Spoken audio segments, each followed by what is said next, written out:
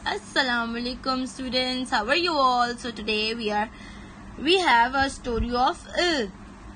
What is the sound of this? L. And what is the letter? L. Very nice. A lamp. Let's start our story. Look, there are lamps over here and a hunter, and lamp gets hurt. Okay, so let's start the story.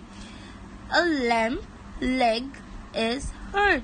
Oh, the lamp leg is hurt. The beginning sound of lamp is Lamp's leg. Leg is hurt. It is sitting on the log. Look, the lamp is sitting on a log. Its friends are very sad. Look, its friends are looking very sad because the lamp got hurt. The good hunter helps the lamp and ties a bandage around lamp's leg. Look, he is a good hunter.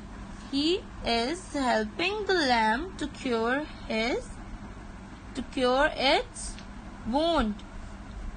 Okay, so he gave lemons and leaves to lamps.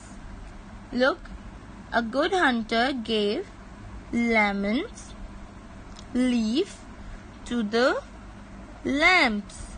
Okay, now tell me, how many lamps are there in this picture? Hope you like the story.